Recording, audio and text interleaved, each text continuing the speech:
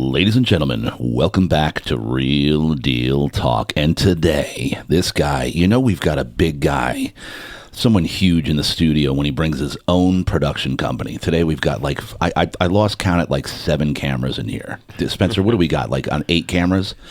So, Jeff Fenster, ladies and gentlemen, CEO of EverBowl, founder of 14 companies, 39 years old. This dude is crushing the game.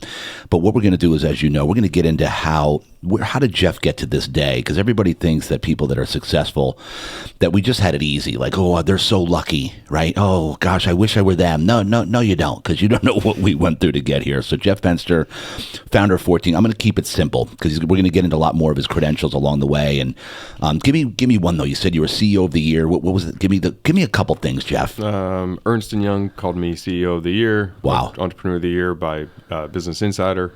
Some fun awards. Yeah, some fun awards. Just some fun awards. Recognition of a good team behind me. There you go. See, and guys, listen to me. When you're going to the top, one of the main things you got to stay humble, right? Remember, don't forget where you came from, right? Number one, stay humble, kick ass. But you know what? It's like when you put in the work, which I can't wait to kind of dig in your backstory. As you guys know how I do it, I get to know my guests on the fly, on the air. We started having a conversation before this. I'm like, no, don't tell me anything. I know a little bit about Jeff, but we're going to get into it. Because I want all of the listeners and the people that know Jeff already, that think they know him, they're going to really know him after today, or after this interview anyway. So first, though, let's get a quick word from our sponsor, which is also my company, Real Deal Sleep. So, ladies and gentlemen, if you're a fan of the show, first and foremost, I want to thank you so much from the bottom of my heart for listening, for watching. You have no idea how much it means to me when you guys give me feedback, when you send me a DM, when you see me out and about, when you see me at the church, and you give me any single bit of positive feedback. I'm just telling you, it means the world to me. I can't tell you how much I appreciate it. Thank you so much. But if you want to kind of support the show on a financial basis, Real Deal Sleep, our parent company, pays the bills here at Real Deal Talk.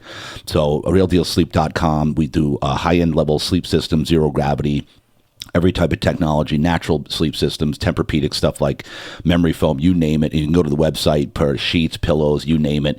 If you want to book an appointment with me, go to the website, click the chat bubble. You can book an appointment with me. I'll set you up. If you have anything, issues like snoring, apnea, reflux, I can take care of literally all of that. So Real Deal Sleep pays the bills, ladies and gentlemen. So if you want to support the show financially, come down and get some stuff from us, all right? So there you go. All right, back. Well, actually, if I can add one thing. Yeah, please. So walking through your showroom as I was coming in, you know, I don't think enough people put enough importance on sleep. Yeah. And we take it for granted, even though we spend a third of our life in our bed. And if you don't sleep good, you don't feel good. And so I highly recommend you come down and meet JD over here at Real Deal, because he has a complete selection of all the high-end stuff, and he'll help you identify. I mean, we were just chatting, and he already made me rethink my sleeping program. Yep. So I'm going to spend some time with JD. I recommend you do also.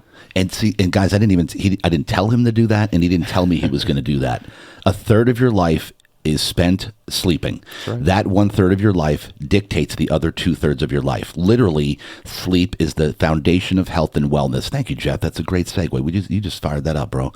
And it's everything. So literally the most important purchase you can make in your life, it's literally the most important purchase is the thing that you are sleeping on.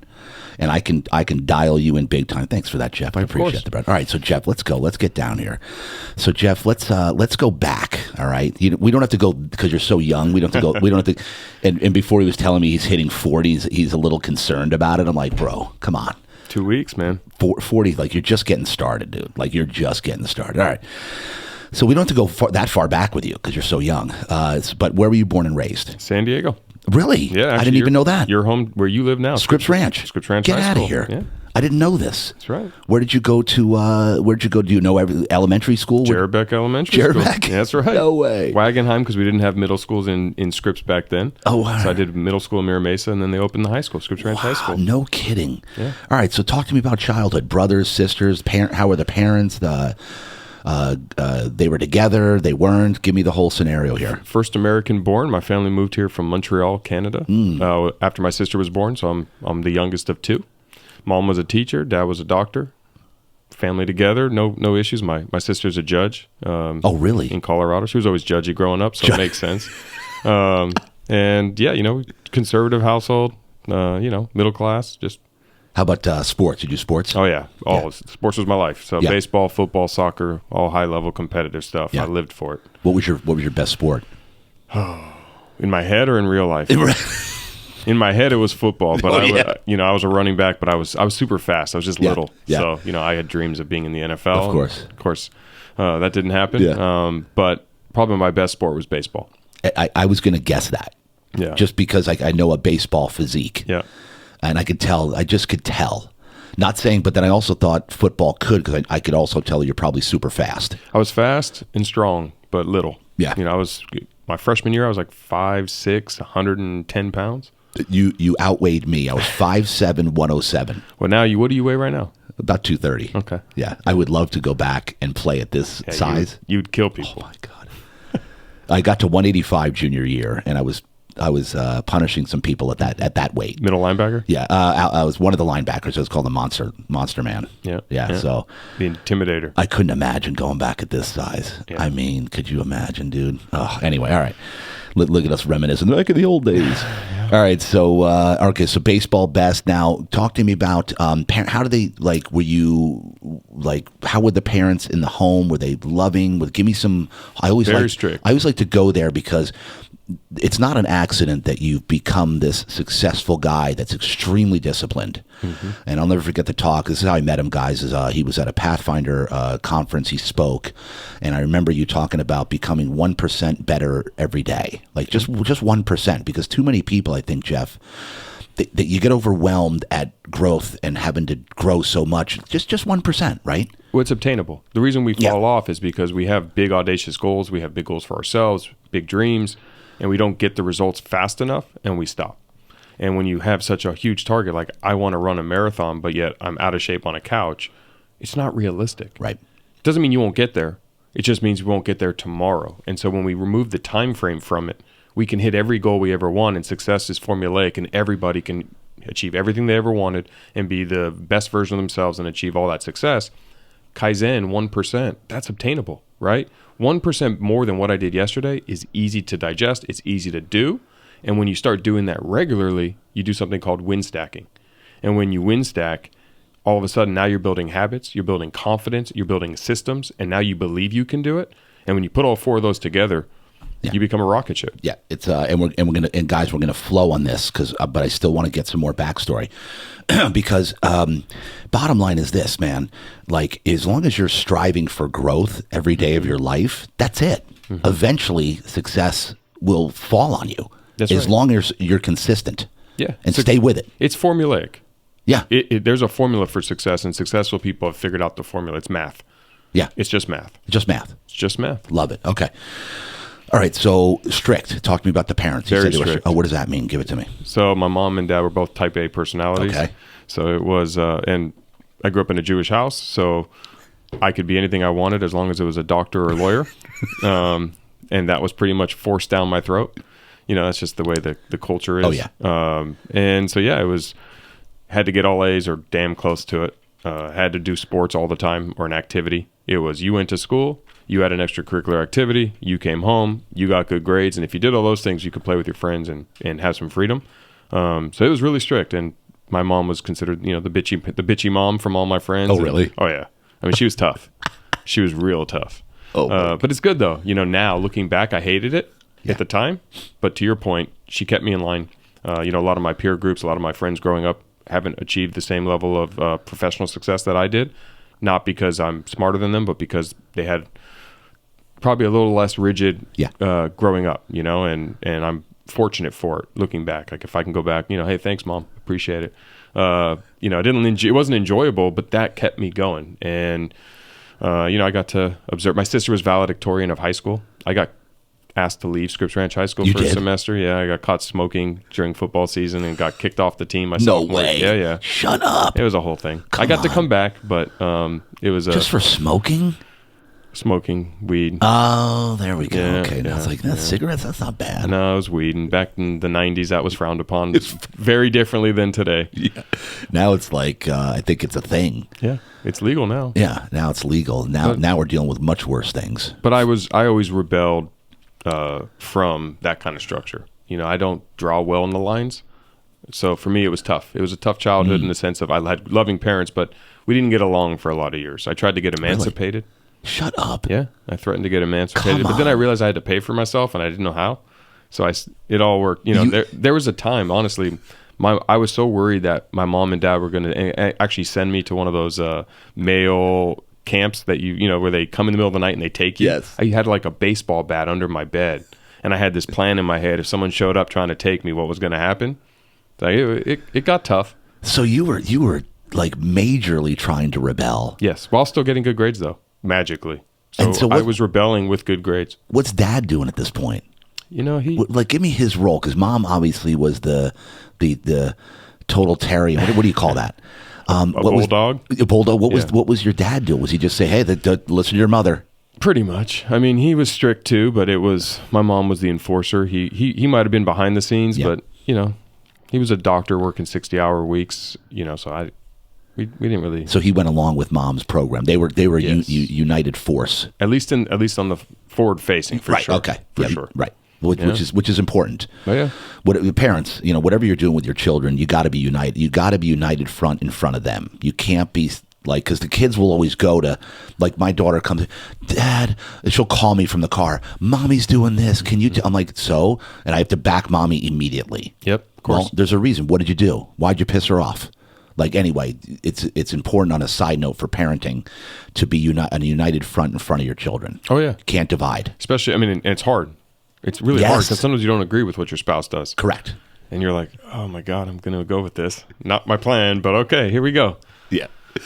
Yeah, we come across that. I'm like, and then off to the side, I'm like, man, why are you doing this? But I back her up. Yeah. Anyway, that's another. We'll go into parenting probably too on this. So, all right, so go back. All right, so strict. So what happened when the did you tell him that you were going to be emancipated? You told him. I went and met an emancipation lawyer. Shut up. Yeah, I was like, how old are you? 16. 16. Yeah, I was like, I'm out of here. I can't, because my mom was one of 3 daughters. She didn't have any brothers, and she doesn't understand that I was. And my sister was very like open, but I'm a guy. Like the last thing a 16-year-old guy wants to do is open up to mom. Right. Like I don't talk about my feelings. I'm 16 years old.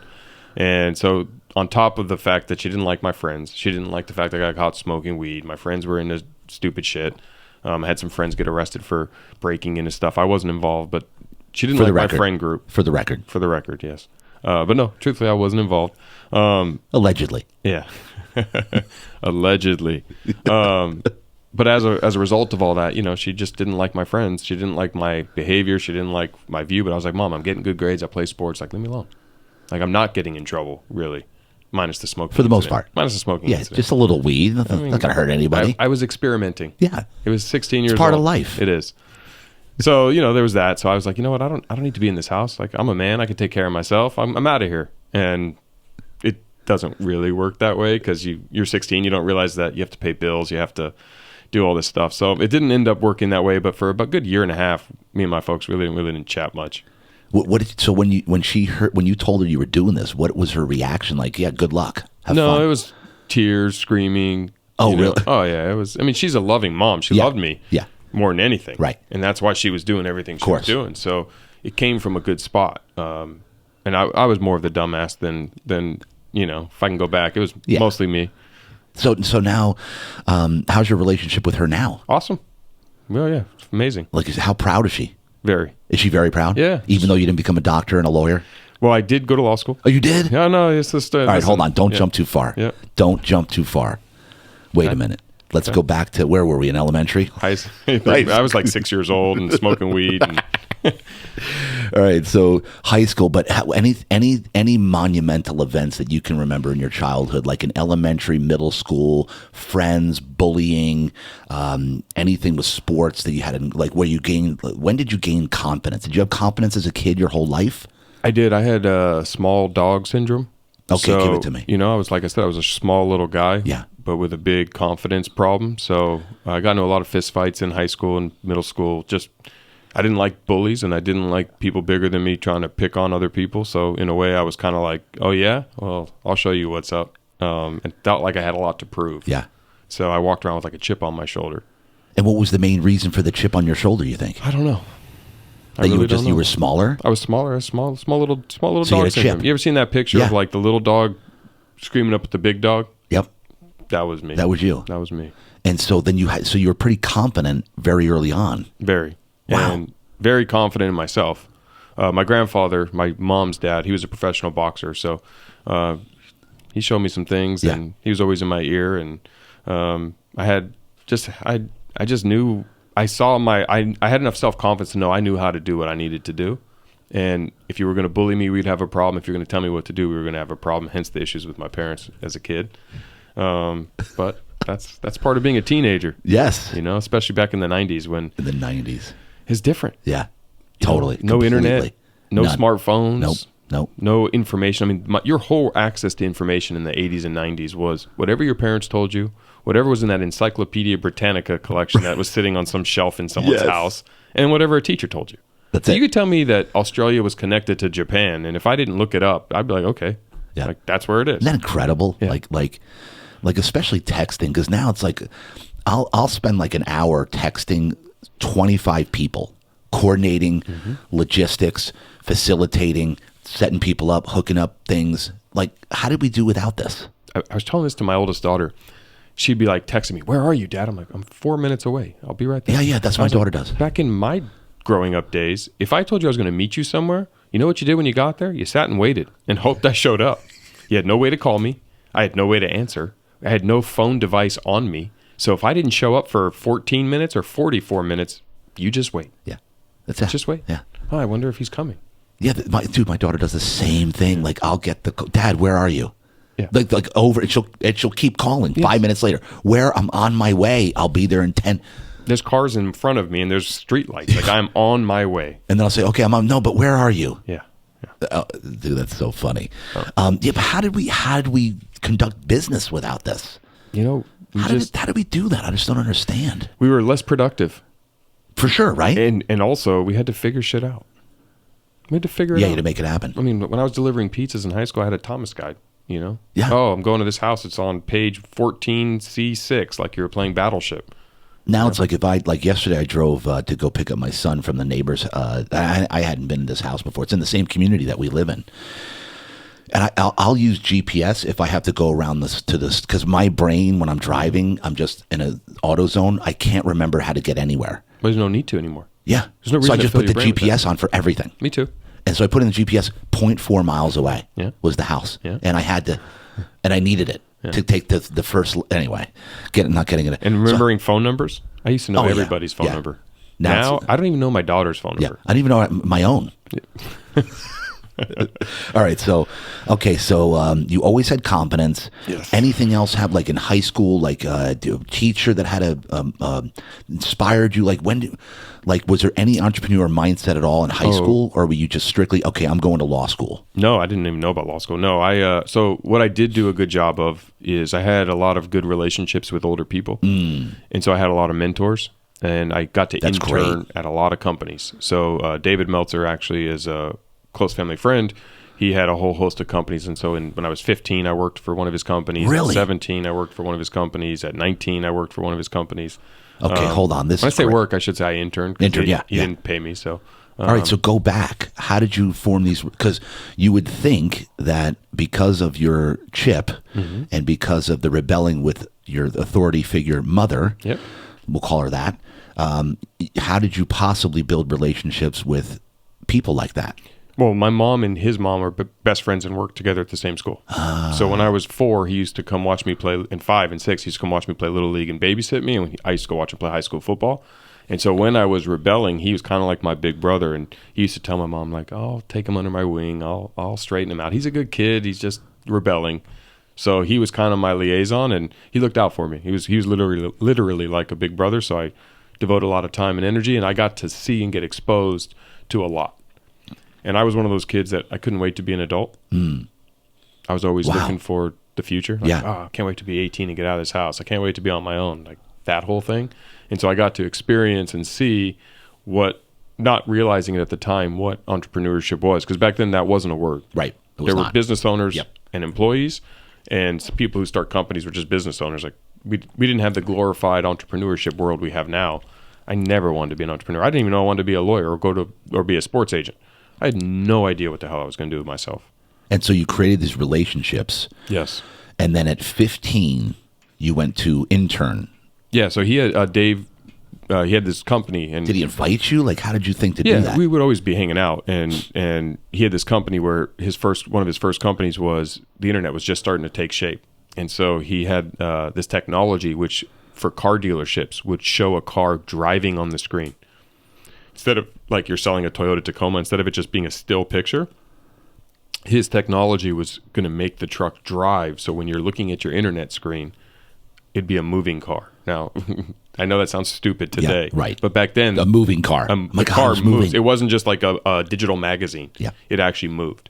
And so I started calling on car dealerships all around San Diego to say, "Hey, we have this technology. We can make your vehicles drive." And so it's basically a moving advertisement. And then from there, he had a few other companies. One called PCE Phone, where he was the CEO of the first smartphone. Oh wow! So I got to move boxes in the office, etc. He had another company called Corporate Connections, another company where he invited high-level CEOs and CFOs to these small, intimate conferences, and I would go be the runner, like, hey, you need some coffee, you need some water. But what I was doing, not knowing at the time, and what he was doing for me, was introducing me to a lot of smart, successful humans. Yeah. So I got to watch them, and I also got to build relationships with them. And I always had a good personality. I always had a ton of friends. So making friends was easy for me, and I just did it everywhere I went. And so I had this big group of champions for me, even though I was a pain in the ass at home. Yeah. I was also very not a pain in the ass out of the home. That's why I was asked that question, because that doesn't make sense. Well, that's how, that's part of being raised. Was in my house, I could be a total dipshit in the house. Yeah. But if I acted out in front of public, even when I was like 4, like it was hell to pay. Yeah. And same with my kids. Like that's the way we, if you need to let loose a little bit and throw a temper tantrum, you do it in the confines of the house. But when we're in public, like get your shit together. Yeah. Yeah. Keep it up. Wow, that's incredible. And we know, like the number one formula to become successful is to surround yourself with people who are successful in business. So you had that as a kid. It's the elevator. I mean, if you want to know the secret, I mean, my first rule, my first core value, my first business rule, my first success principle is make friends. Make friends. That's it. Very simple. Like if you ask me I have 5 specific core values. I live by them. I think I spoke about them at the conference. Yep. I preach it to everybody because that's my success formula. It's how I have been successful at every company I've ever been a part of, both as an employee as well as an entrepreneur, is following my 5 core values, my 5 business principles. Rule number 1, without fail, is make friends. You ask any employee that works at any of my companies, what's the first rule to work here? It's make friends. Love it. You make friends. And I've preached to become massively successful, you have to be a master networker. Same thing. Same thing. Master networker. We're just saying connecting. Yep. You got to connect with as many people as possible. And my first book is actually going to be launched in April. Is actually called Relationship Bank Account. And it's on how I used making friends and networking to elevate all my companies, grow, and I teach a lot of people how to do it. And it's based on a course, which I'll do a little plug for LinkedIn because I got hired by LinkedIn to do 2 entrepreneurship courses. It's available on LinkedIn Learning. So if you're a premium member of LinkedIn, it's free. If not, shoot me a message. I'll send it to you for free so you don't have to pay for it. But it's on how to build, leverage, and grow your relationship capital and use it successfully because most people don't know how to do it. Correct. They misunderstand what make friends means and they misunderstand how to network. But if you do it effectively, it's a complete elevator to success. 100%. It's the shortcut. It's 100%. I got actually goosebumps when you said that for some reason because it's like it's everything. Yes. But it's all here for it. We all have it. Mm-hmm. We have access to it. It's just a matter of you getting out of your comfort zone because a lot of people are uncomfortable. Yes. People like you and I, it's our thing. It's like it's second nature to us. We love connecting and meeting new people. Well, they also don't understand how to do it. They think that I need to go to someone famous or I need to go to someone I think. But what they fail to realize is everybody is someone's mother, brother, sister, cousin, aunt, uncle. One of the biggest, so when I started one of my first companies was a payroll and HR company. One of my biggest accounts I ever got was from the checkout lady at Albertsons, her brother.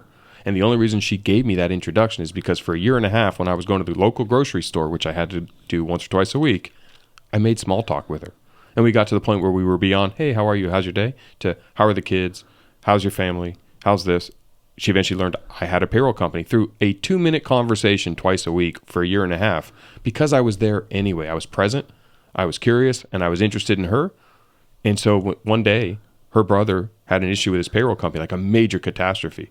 And she says to me, hey, Jeff, you have a payroll company, don't you? And I'm like, yeah. As I'm checking out of a grocery store, my brother's having a lot of problems. Can I give him your phone number? I'm like, yeah. So I write down my phone number. I give it to her. He calls me. Over 1,000 employees in his company. It was a 6-figure contract for my payroll company early on. Yeah. Now, is that luck? Yes. But you know how you get lucky? Put a lot of rods in the water. You're more likely to catch a fish. And so I made friends. And I don't mean we went out for drinks, and I don't mean, we hung out on the holidays. We didn't take trips together, but I made small talk friendships with someone who I didn't quantify or qualify ahead of time. I didn't know how she was going to help me. I didn't know if she was going to help me. I didn't care. I made friends with her. And you know what happens? She's now a champion of Jeff Fenster and everything Jeff Fenster is doing, because there's 8 billion people on this planet. You may know 100 people very well, if you're lucky. Yeah. So do the math. So if you can add one more person to that, it's exponentially going to help you. And as you go through the world, right? Like after this today, I'm going to go through the world. Someone's going to say to me, hey, oh man, I slept so terrible. You know what I'm going to say to them? Yeah. Dude, you got to go talk to my friend JD.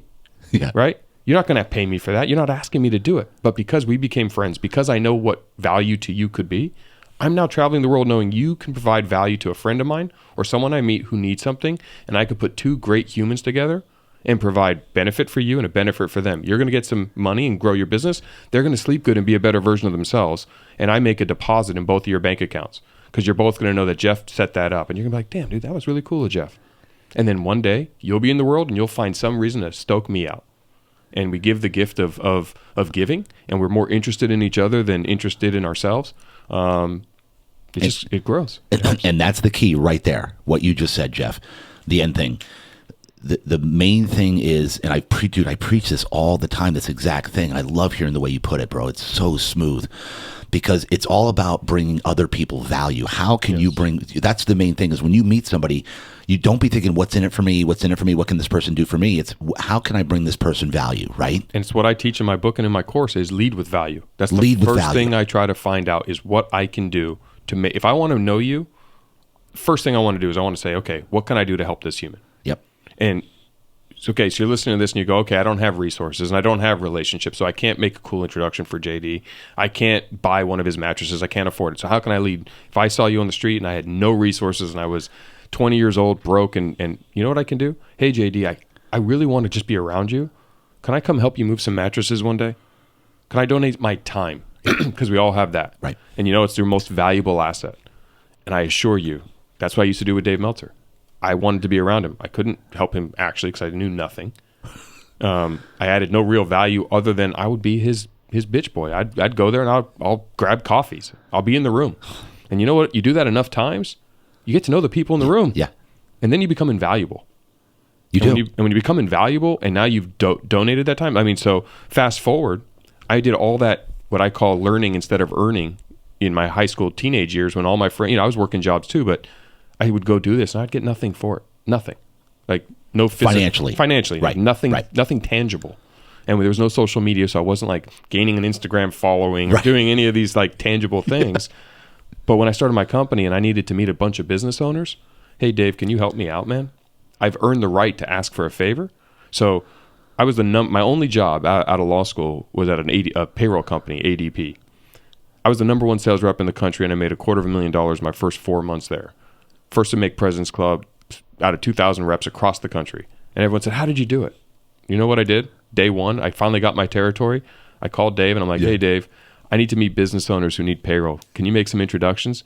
I left his office with 100 different business owners' names that I was going to call and say, hey, JD, this is Jeff. I got your name and number from Dave Meltzer. He thought I could add value to you and help you out. I just started my new job at ADP selling payroll. Can we please sit down and see if I can save you some money or alleviate some pain point?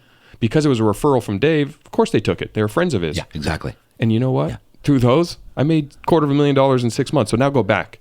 All that time I spent investing into learning instead of earning and interning yielded number 1 sales rep in the country, President's Club, trips, $250,000, business success.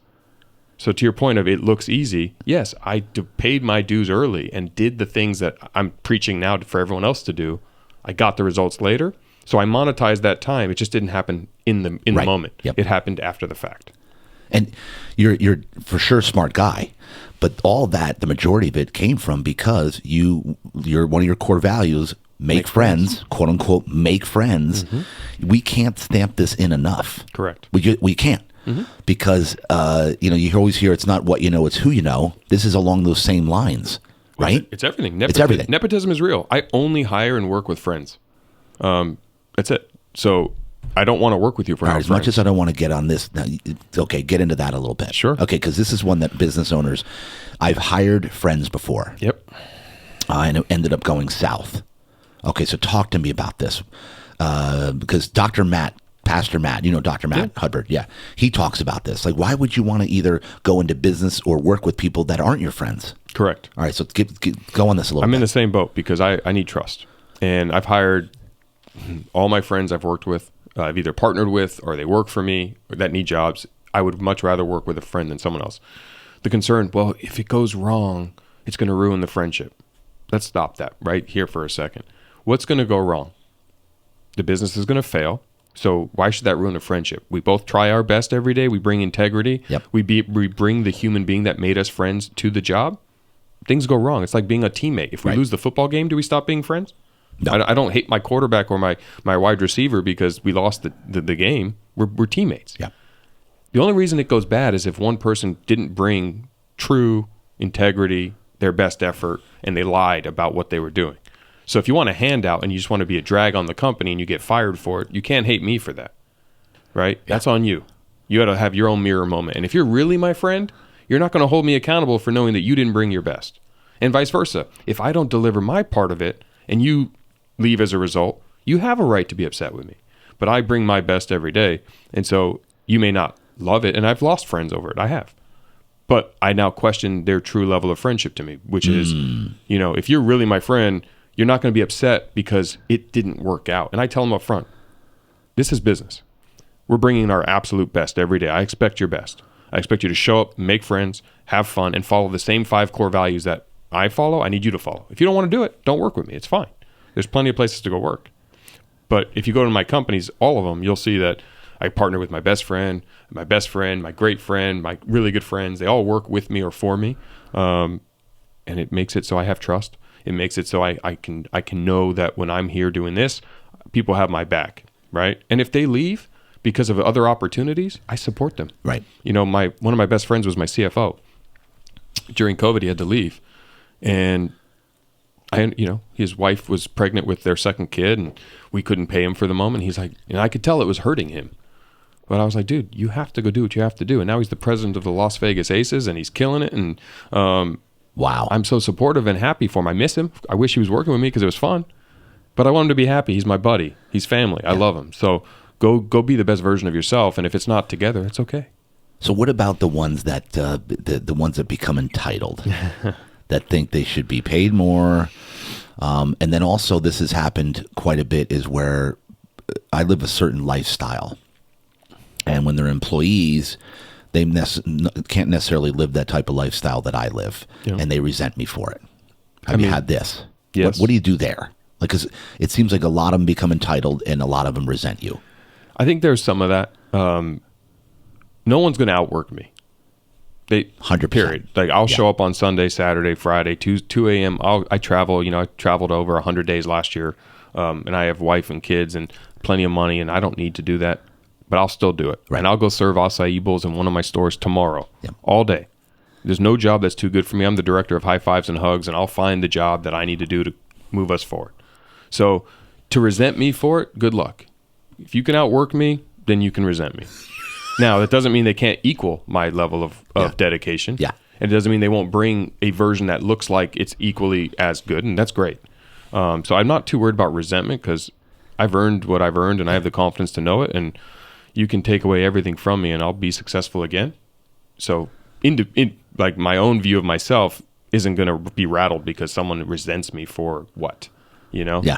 I want to bring them up with me. I want them to eat at the same table. I want them to drive better cars than I do. I don't need to be better than them.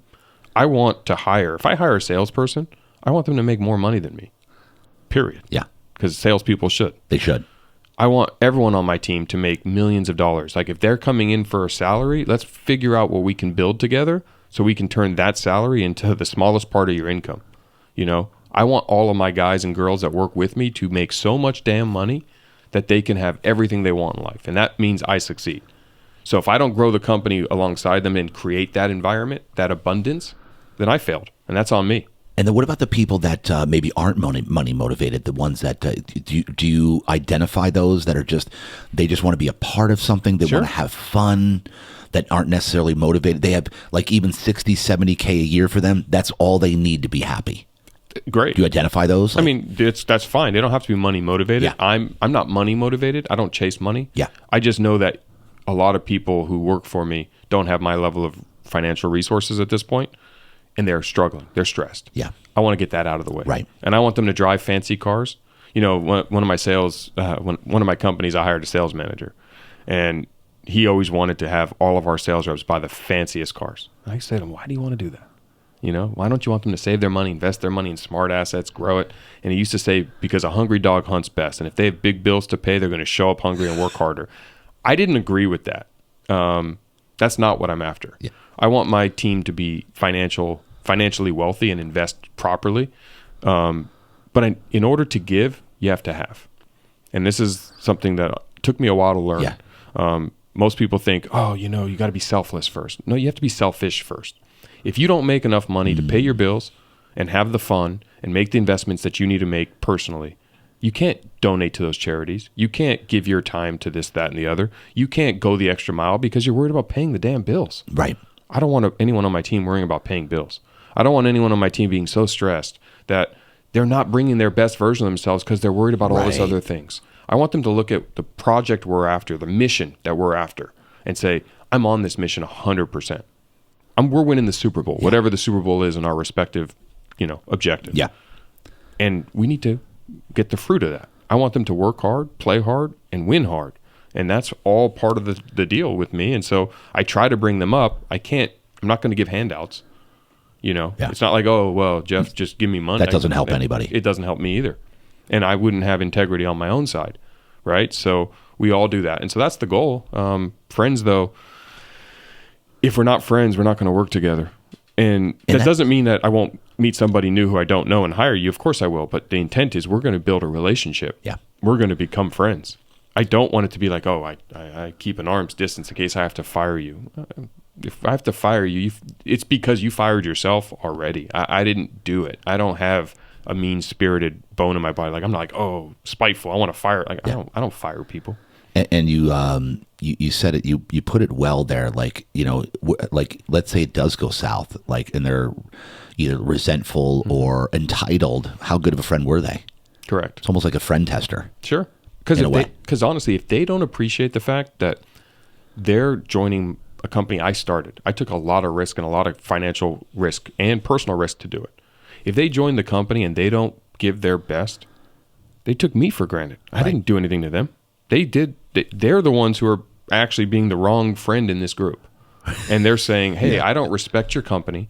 I don't respect your name. I don't respect the fact that you maybe have investors. I don't respect the fact that your family's well-being is on the line here.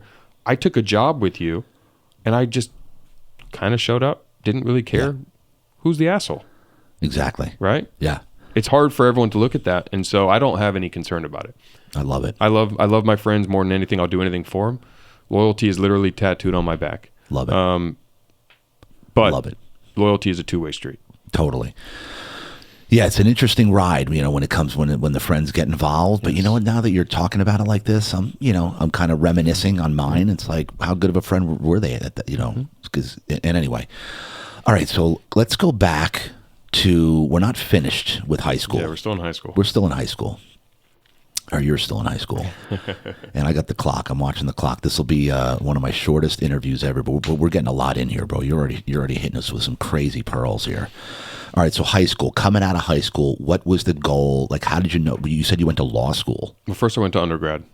You went to undergrad? Yep. So I went to University of Arizona. Give me the end of high school. Like, how did you know? Did the parents say, you have to do this? Like, give me the scenario there. So my senior year, I wanted to go to college. You did? I did, yep. Okay. I wanted to go to college. I wanted to have the collegiate experience. I wasn't sure where I was going to go.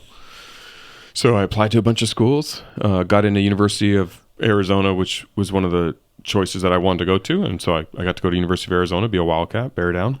Didn't know what I was going to do with myself. So I went there with a business degree or business major in mind, switched 100 times, ended up majoring in regional development, which is basically Sim City, the game, or real estate, like why things are developed where they are. And that was going to be my focus. I was going to flip houses or get into the real estate world. Okay. Like I couldn't see myself doing one thing forever. Like I didn't know, but while I was in college, I boxed, and I did my grandfather always wanted a son, and I was his oldest grandson, and he was a professional boxer. So I boxed at University of Arizona and got my face punched in a few times, too many. Alleviated a lot of that little dog syndrome, chip on my shoulder. Realized really quickly what short arms and 5'9" stocky guy, what that means in boxing is you get punched a lot by 6'2" thin people who weigh the same. And realized I wasn't meant to be a boxer, but got that out of the genes, out of the system. And I realized my second year of college that I was tired of college. The partying was fun, but I was ready to go make some money, because what I had done in high school by being around all these business people and all of them, I was watching them all make this money, and I was this broke college kid living on $300 a month and eating, Hot ramen. Pockets and ramen and peanut butter and jelly sandwiches. I wanted to get into the real world and make money. So I went home, and at this point my relationship with my parents was solid, and I was like, hey Dad, like, I know I'm second year's almost done, but I don't know if college is for me. Like, I don't need the degree to do what I think I want to do. He's like begging me, like, just finish. So I said, okay, you know what? I'm going to finish early. So I did summer school that summer, and I finished in 3 years, graduated at 21, and didn't know what I was going to do with myself still. Realized that I didn't have the thing I didn't realize, being naive, was you need some capital to start in real estate. Right. And I didn't have any. And so I enlisted in the Marine Corps, and I applied to law school. So I applied to 10 law schools. When I enlisted in the Marine Corps, I told them I'm applying to law school. If I get into law school, I'm going to do that. And so I had my enlistment date. I did the ASVAB. I was going to be a special police for the Marines. I was set to deploy on July 13th, 2004, and I got accepted to a law school in Miami called St. Thomas Law School, and one in Orlando called Berry Law School. Every other law school told me, sorry, kid. Really? Yeah, every single one. And I was like, okay, do I really want to go to the East Coast? I don't know anybody. And I was like, you know what? I'm going to do law school. That's the plan. I'm going to go be a sports agent because I love sports, and that's what I figured. I was like, I'll be the next Jerry Maguire. I can see myself doing. I'm good in sales. I'm personable, sports related. I'll make money doing this. This will make me happy. Let's go do that. So I accepted law school, did my first year in Miami. I wanted to go to San Diego, and I realized if you finish top 10% of your class, you can transfer. And what's interesting about law school is they fail out, especially these bottom tier law schools. Yeah. They fail out the bottom 30, 40%. And it's not like college where it's like, oh, here's a multiple choice exam. If there's 10 questions and you get 9 out of 10 right, you get an A. It's 90%. No. The way law school works is if there's 10 questions on an exam, and 50% of the class gets 9 out of 10, and 30% of the class gets 10 out of 10, and 20% gets 8 out of 10, which should be a B, guess what? They fail. Yeah. It's not a B, it's an F. So you're actually competing with everybody else in your scale, class. Right? Is that called scale? Correct. Yeah. And it's a competition, which means now you're competing with every single one of your classmates. Because if you get an A, that's one less A available. It's not like everyone can get an A. So they're weeding out the bottom 30% of these bottom tier schools. So it was very competitive. So I go to law school. I'm 21 years old. Don't know a soul. I'm in Miami, which is a great place to be 21. Oh, yeah. The average age of law school is like 27. Mostly older people go to law school. Right. So I don't really have any friends because I'm this 21-year-old kid, know nobody. Never really been the greatest student. I mean, I got good grades, but I wasn't like valedictorian like my sister. I was, okay at school. And I just bunkered down and said, you know what? I'm going to transfer back to San Diego. I'm going to do this. Kicked everyone's ass, finished top 10% of my class that first year. Transferred back to San Diego and went to Thomas Jefferson School of Law here in San Diego and finished up with a degree at 24 with a plan to go work at Lee Steinberg Sports Agency. Actually, David Meltzer became the president of Lee Steinberg Sports Agency. So you see how these relationships end up working really well for you. And my third year of law school, I ended up meeting the woman who's my wife and had a daughter, and realized I didn't want to travel the world representing grown-ups. I wanted to be a dad. I wanted to stay locally and actually be able to be an engaged father, because being a sports agent means if you're not committed to your talent, you're not a sports agent. Right. Like, you have to do that. You're at their beck and call. All over the world. 24/7. 24/7. They have an event in Singapore, you're in Singapore. And it doesn't matter if it's your kid's birthday. It doesn't matter if it's your kid's graduation. Like, what matters matters. And so graduated law school, 6 figures in law school loans that I took out on my own because my parents paid for undergrad but wouldn't pay for grad school, and which I thought was fair. So here I owe six figures in debt and a law degree and no idea what I was going to do with my life still. And I'm 24 years old with a fiance and a daughter. And Wow. so I got that job at ADP selling payroll. Oh, that's when you got that job. That was my only job I ever had. Is I needed a job. So Yeah. I got a job. So I went there, and as I told you, I leveraged my relationship capital and was able to be the number 1 sales rep in the country. And I got all these awards, all this recognition, these trips. I got a free trip here, was going to get a free trip to Monaco, and made 6 figures in 4 months, bought a house in Mira Mesa, my first house. I was 24, moved my fiance and daughter in. We had a wedding date planned, and I'll never forget, it was January of 2008. And I hit what were the annual goals. So if I sold a certain amount of payroll, I was going to get a $17,000 bonus in my pay. So I was making $38,000 base, which is nothing. Nothing, yeah. So I was all commission based pretty much. And I was going to get an increase in my commission tier. So I was like, awesome. So I finally hit these annual goals, and I hit it in December. I didn't say anything, but in January I went to my boss. I'm like, hey, I hit these goals in December. When am I going to see the increase? And they said, oh, those are annual goals. You'll get it next fiscal year. The fiscal ends in June. You'll get it in July. And I was like, wait, what? And they're like, yeah, these are annual goals. Our fiscal goes from July to June. I started the job in July. I was on quota in August, and by December I had hit it. And I was like, I hit it already. And they go, yeah, but Jeff, those are annual goals. Like, no one really does what you did there. Like, we think it's awesome. We're so happy. But these are annual programs. So we're a big company. Like, every July 1st, it'll start over. And I was like, no. That's not going to work for me. Like, I have loans. I just bought a house. I'm getting married. I have a kid. I want to go make some real money here. I can't keep doing this. And they're like, Jeff, you're making good money. Just relax. Just wait. Play the game. I'm like, I'm not here to play the game. I'm here to kill it and make my money. So I went home and I told my fiance about it, Brittany, and I said, listen, I can't stay here if they're not going to pay me. And she goes, well, what are you going to do? And I'm like, I don't know, but I just can't do it. So I think I'm going to quit. And she said, what are we going to do? I'm like, what if I start my own company? I know how to sell payroll. Like, I'll just start my own. And she goes, how are we going to pay the bills? I'm like, we'll move in with my mom and dad. And luckily, she was supportive. And so I went into ADP the next day, and I went into my manager, Ashley's office, and I said, either give me my bonus or I'm going to quit. And she went upstream, spoke to her manager because she didn't want to lose me. I was her golden child. And things kept happening. And finally, they came back 2 days later and said, sorry, Jeff, like, we just can't do it. And they called my bluff. So I quit, sold my house, moved my fiance and daughter into my parents' house, go back into the lion's den, if you will. We have a good relationship now, so the strictness was gone. And she was a much better, nicer grandmother than she was mother. Let me tell you. Like, their rules were all gone with I used to look at her and go, Mom, how are you letting my daughter get away with this? Like, you would have killed me for this stuff. That's so funny, but dude. she's like, no, it's different. So anyway, so that's how I got thrust into entrepreneurship, was over 17 grand and a bad boss. Otherwise, I'd probably still be at ADP or something. Can you imagine? No. Isn't that crazy? 17 grand with a company that probably brings that in a day. Oh, they do billions. I mean, they're international. I mean, they're like one of the biggest companies in the world. They couldn't afford it. No, of course they could. They didn't. No one had the authority. Isn't that crazy? It's stupid. It's stupid. And they lost their number one. And I would have made them millions of dollars. Millions. 17. Because I built my own payroll company. Instead, I took millions of dollars from them.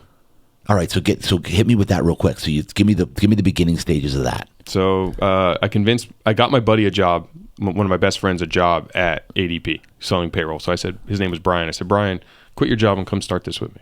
And he kind of was like, I don't know about that. I'm like, yeah, come on, man. So eventually I convinced him to quit the job and come over. And so out of my mom's kitchen, we started a company called iChecks. And my sole mission in life was to go, if you had ADP, you were going to be my client. That's it. It was fuck ADP was my mission. That was it. It was like a chip on my shoulder again. It was like, I'm coming after you. And since one out of every Did you sign an NDA or anything? Like, could you not compete? No, it didn't matter. I was an employee. I just was a bottom sales rep. So I wasn't supposed to steal my own clients back. So I did not steal my own clients back, for the record. They voluntarily called me once they knew I was a payroll company. But I made friends with my clients. Going back to rule number one, I make friends. So the friendship was there, and I take care of my clients. It's never been a transactional sale. So if I sold you payroll here at Real Deal, I would say to you, hey, JD, if you ever have a problem, here's my cell. You call me. You don't have to call the 100 number. I'll be the guy who will handle it for you. And if you did, I really did go to bat for you. So when it came time for me starting my own company, the people who were like, Jeff, do you know what you're doing? Or, hey, I'm really comfortable with this. I said, listen, if it doesn't work, I know ADP so well. I know every sales rep there. I will walk you back to them. I will make sure you are taken care of. But I'm just asking you to have a little faith and put a little trust in me and give me the opportunity to do for you what I did for you at ADP. And I'll save you a bunch of money.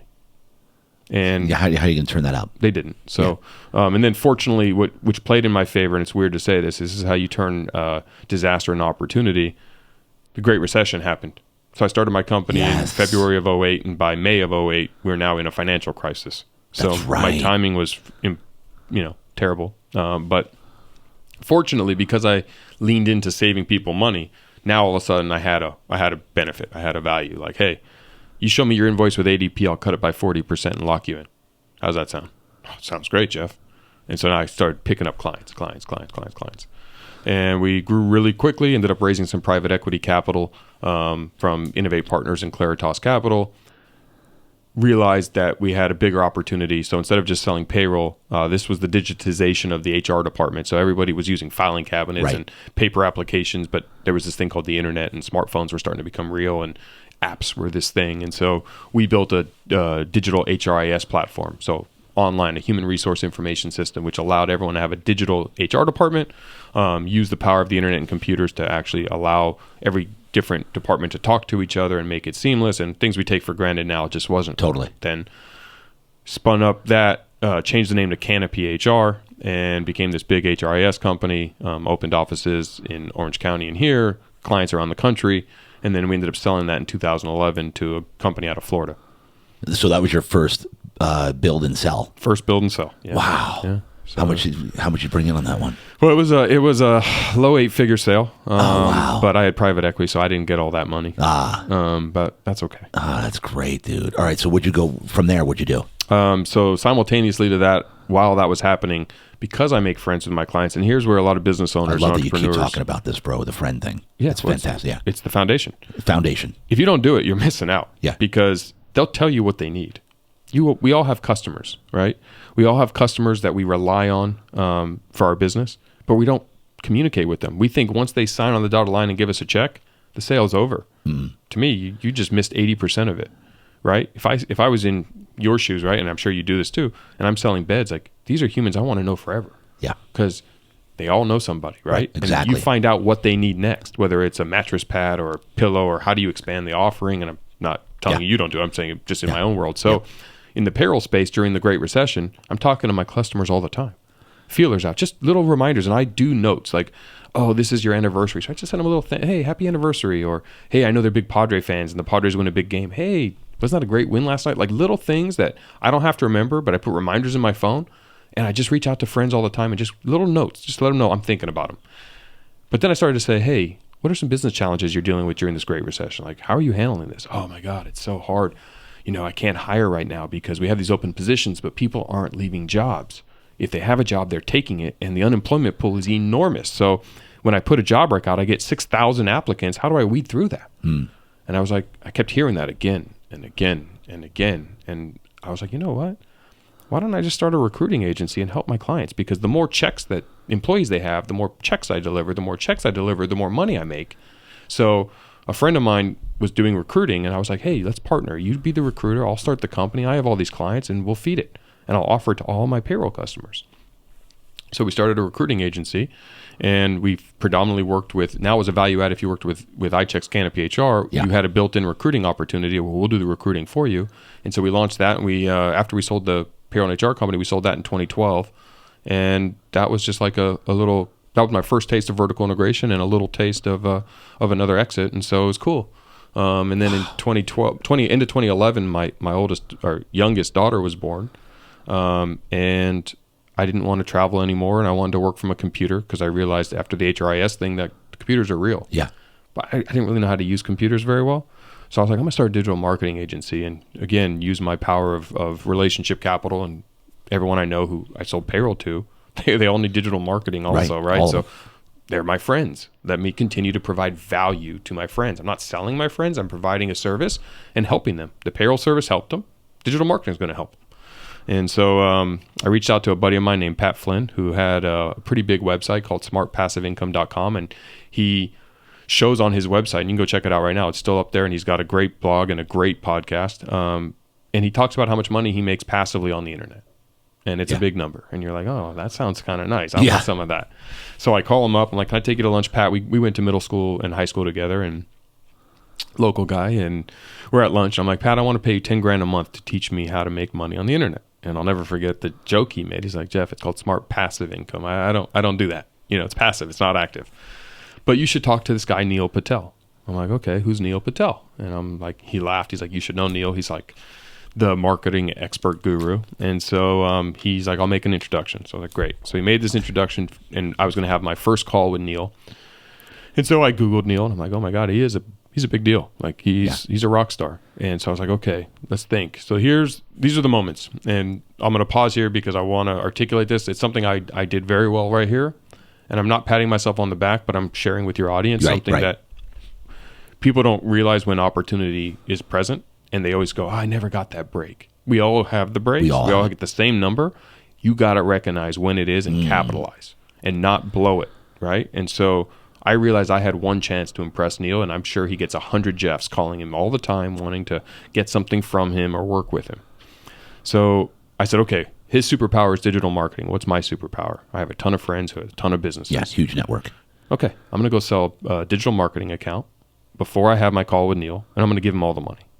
That's what I'm going to do. That's my plan. So I went, I found a company that was doing about $1 million online and about 40 or 45 million offline. Okay. A client, one of my previous clients. Yep. And I was like, you know what? A company with this kind of dichotomy is a huge opportunity because all that money is going to turn into digital, right? Yeah. Brick and mortar is going to digital. Right. It's 2012. It's still early, but it's going to happen. So I went into their office and I said, listen, I started a digital marketing agency. I have a new partner, Neil Patel. I haven't spoken to Neil yet. We're going to help you with your digital marketing services. Don't pay me. I want to share in the upside. So if I make you $1 million online, I want a piece of it. If I make you 10 million online, I want a piece of it. So I'm going to bring you new business. You don't pay me any money. You have no risk. We're going to handle it all. When are they going to say no to that? They know me, they trust me, and they're like, okay, sure. What do we have to lose? So I was like, great. Signed on the dotted line, had this commission structure all built in. And I guessed. I had no idea how much money we were going to make online, but I was like, listen, if I can't increase their online sales by $1 million, then we suck anyway. So I wanted 15% of the upside. So I was like, all right, 150 grand. So I wrote a check, literally, Neil Patel's name, 150 grand. Call Neil. Hey, Neil, nice to meet you. He's like, nice to meet you. So Neil, listen, I'm starting my own digital marketing agency, and I want you to partner with me. And I have your first check from our first client. It's 150 grand. Where do I send it? And he laughed, and he's like, what? And like, we went through this weird, like, uncomfortable, comfortable conversation. And so hold on. The 150 wasn't actually technically there from the other guy. No, but I figured we'll get that. I just guessed. I was like, look, they're doing this much money, so I'll front it. I'll take the risk. I was going to pay Pat 10 grand a month anyway. So I'll take all the risk. That's true. There's 150 and if you give me Neil's brand and my sales and network, I'll sell clients. I wasn't worried about that. So I was like, I'll pay the 150 and I'll take the risk. It's an investment. So he laughs. He laughs, and he's like, he thought I was kidding, and I'm like, no, seriously. Here. So he didn't know who you were at this point. We had never met. No, we had never met in person. He just got the warm introduction from a mutual friend. Okay, that intro. Yeah. And so finally, he's like, let's meet. Like, he's like, slow down. Let's meet. So we ended up meeting. We became buddies. We ended up working together. We ended up working with some of the biggest. Did you have to give him the check? Never gave him the check. Never had to give him the check. Did you show him the check? Like, I did. And he's like, you're serious. But he made more money from that account with me because we ended up growing their sales by about 4.5 million online, and we were making 15% just off that. So we made good money, really, really, really stupid good money, and it was fun for a couple of years. All right, so hold on. The first meeting you met was like, all right, you got my attention. What's going on here? Well, of course, yes. And then I explained to him who I was, what I'd built, all of the relationship capital I had with business owners that had yet never figured out the internet, and there was a soft spot. And because of my already built-in business with my payroll and HR company, I had hundreds and hundreds and hundreds of clients, big companies. Yeah. And I'm like, Neil, I'll bring in all the business. I just don't know what to do with it once we get it. You have a team. Let me leverage your name, and there's something I talk about called the bug light concept, which is, let me use you as a bug light. You're a Neil Patel brand. Anyone who Googles you is going to be impressed. I'll take all the financial risk up front. No cost to you. You're just getting checks. I need you to deliver and fulfill. Right. And together we'll do this and we'll be partners. And I convinced him and he said yes. And we did it. And it was great. And we made a lot of money and did that from 2012 to about 2015. Worked with some of the biggest websites. Prior to that, I started a handful of companies that we'll say I learned. They weren't very successful, but that's okay. It's part of the process. Give me one story of like a disaster. Not a disaster because it's always a learning experience. So it's a company called Equity Circle. So after my payroll and HR company, I wanted to legalize equity-based crowdfunding. So prior to 2012, I couldn't go get $1,000 from 100 people. I had to go get $100,000 from an accredited investor. Right. So I couldn't go to like my aunt or somebody's aunt who I don't know and say, hey, listen, you may not have millions, but put $1,000 into my company if you believe in me. Couldn't do it. It was illegal. It was based on an act from 1923 that made it all illegal. So we wanted to legalize equity-based crowdfunding and create the GoFundMe or the Kickstarter platform, if you will, for crowdfunding for entrepreneurs and business owners because access to capital was a challenge. So we did a change.org petition, got hundreds of thousands of signatures, was leading the fight. We were doing everything we could to help legalize and convince the government to change it. And they were going to vote on it. And so we were lobbying, sending emails. Like we were fighting the good fight and we won and they changed it.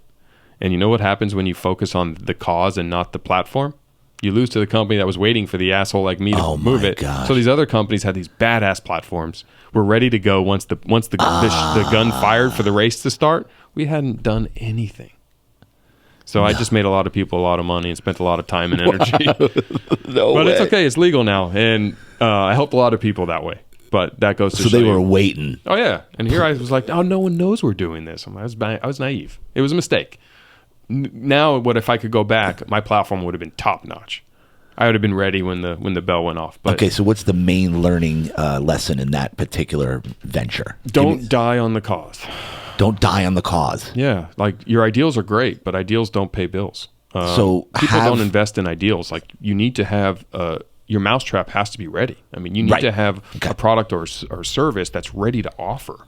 And what I should have been doing is I should have been building that platform simultaneously, and I should have been using it as I was lobbying with government officials, et cetera, to understand what the rules were going to be. So I was ahead of the game. But so you basically went for all cause and I became an idealist. Yeah. And it's great to be an idealist. It's just not good for business, right? It's just not good for business. So it didn't work out. And I had another company called J Capital where I was introducing companies to capital because I had a lot of private equity, venture capital, and family office relationships, so I could raise a lot of money. And same thing here. So I didn't get my license, so I couldn't take a commission. I should have just gotten my license and I would have made millions of dollars, but I didn't. And I was just trust tree. Like, hey, I'm going to make these introductions, then you'll hire me for a consulting gig or something later, Yeah. And what you find when you give people a lot of money is they don't always do what they're supposed to do. So I lost a lot of money doing that. And I didn't really turn that into a good business.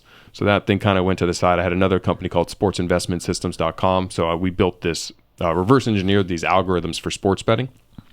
And we had a subscription where people could pay and get the money. And it worked out really well. The picks worked out really well. But I didn't understand marketing at the time and didn't understand personal branding and didn't want my face on it. So I was trying to make it very like standoffish, not me, computer algorithmic based. And just, again, companies that just didn't work. But that's okay. I try them. They don't work. You move on. Like you show me someone who bats a perfect record, and I'm going to show you a fictional character. Yeah, it doesn't exist. It doesn't exist. It does not exist. So a lot of learnings along the way, and I was doing them simultaneously. Like always a little side hustle here that I would be trying.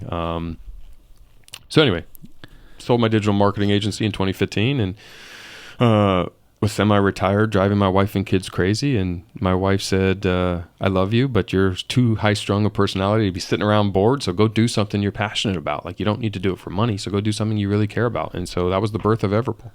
And I started EverBowl just as a passion project. What made you think of it? I'm a bit of a hypochondriac, so I'm afraid of illness. And I think it's easier to prevent illness than cure illness. For sure. And when you look at Americans and you look at what we're dealing with today, heart disease, stroke, obesity, cancer, diabetes, hypertension, the science is saying 80% of these are preventable or delayable with lifestyle changes. Move your body, eat real food. Okay. So we know them. And sleep. And sleep. That's right. Take For care sure. of your body. Yeah. For sure. Yeah. 100%. Yeah. So I'm a formula guy. I like to keep it very simple. I think if success is formulaic, why would I want to venture off that? So for good health, follow the formula. Move your body, get good sleep, eat real food. Yep. So I said, okay, so why are Americans killing ourselves? Why do we have all these diseases are growing exponentially? We're more obese than ever. We're more sick than ever. Why is this happening? So I did some research and I realized the average American eats fast food 3.2 times a week. Yep. I'm like, okay, you can't outwork a bad diet. Correct. So being in fitness and health, like you can work out as much as you want, but if you eat like shit, it's not going to work anyway. Okay. So I could go after the fitness industry, but there's a million people fighting that good fight. I'm going to go after the food industry. I'm going to help solve the eating crisis because we eat more often than we work out, and people aren't going to. I'm not going to get you to move your body as much as I know you're going to eat today. So let's change that. So I used to import superfoods into my house and make them just at home, high antioxidant foods. Like I just did my own homework and research, and you couldn't get an acai bowl anywhere in 2016. Like it just wasn't available. And I saw an opportunity. So I was like, all right, I'll start an acai bowl chain. And we'll see how it goes. And I knew nothing about restaurants, doesn't matter. And so I started EverBowl with the idea that I could make healthy food affordable, filling, delicious, and accessible, because those 4 excuses are what we make Correct. every day to why we don't eat healthy. It either costs too much to eat healthy, doesn't taste good, it doesn't leave me full and satisfied, or I just can't get it and I'm in a hurry. So affordable, filling, delicious, and accessible. That was my mission. That's my North Star. Everything we did from that moment forward was to make healthy food affordable, filling, delicious, and accessible. And that was the birth of EverBowl. Come on. Yeah. But it was it a perfect start? Or talk to me about the starting. Oh God, no. Nothing's perfect. Right? Nothing's perfect. Because it's funny, a guy in my life who was an investor said it. I took him to that breakfast that you were speaking. He goes, "Oh my God, I know him. I almost invested in his company." Sure. So talk to me about the beginning.